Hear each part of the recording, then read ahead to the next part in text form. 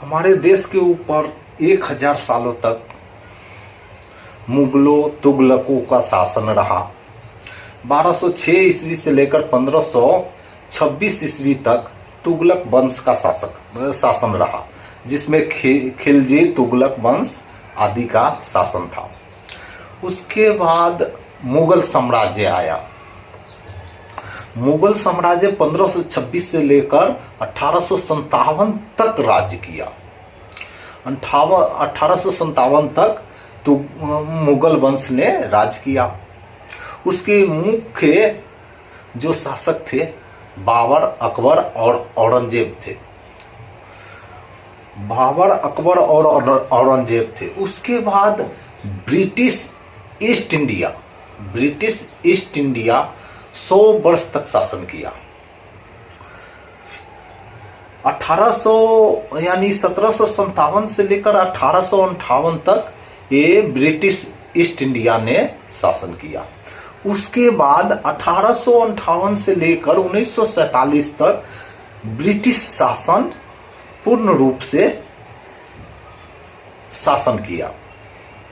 कुल मिलाकर अंग्रेजों ने 190 वर्ष तक भारत पर शासन किया।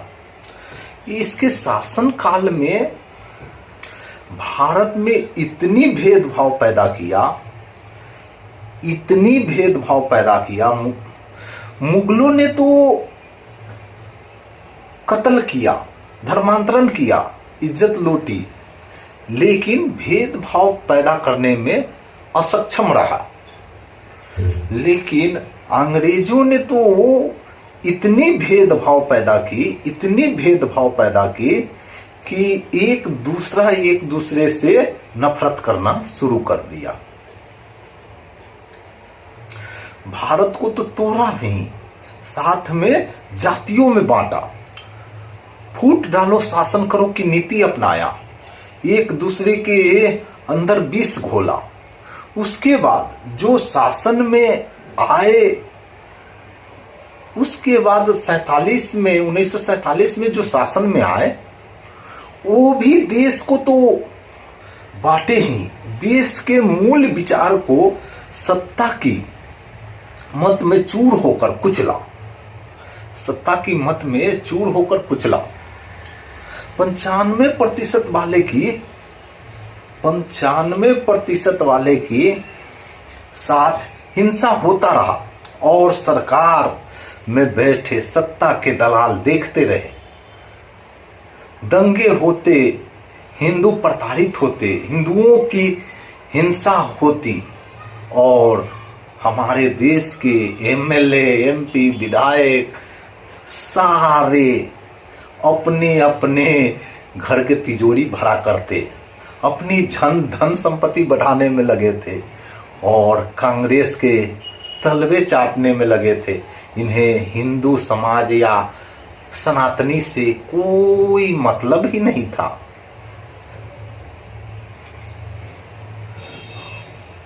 और आज भी चाट रहे हैं।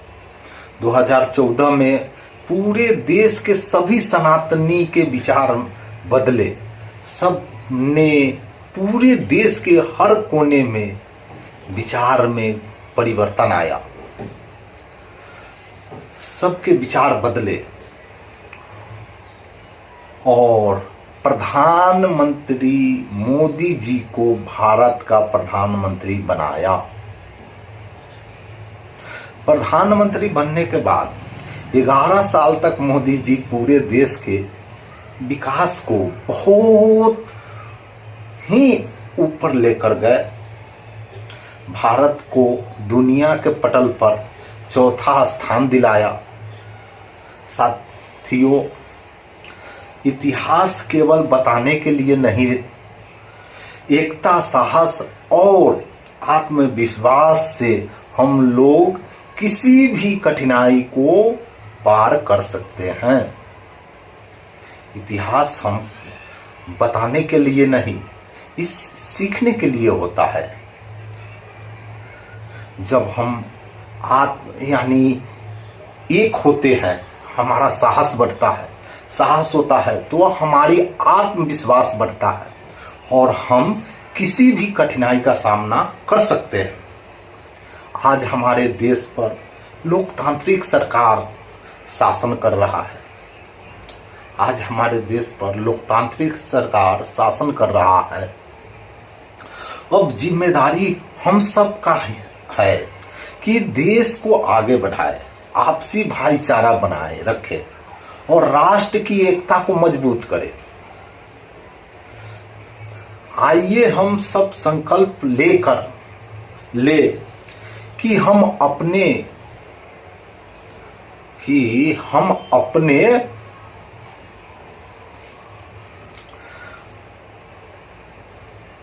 पालन करेंगे, भारत को विश्व की सर्वोच्च स्थान दिलाने के लिए निरंतर प्रयास करेंगे। हम लोग अपने कर्तव्य को पालन करेंगे, भारत को विश्व की सर्वोच्च स्थान दिलाने के लिए निरंतर प्रयास करेंगे।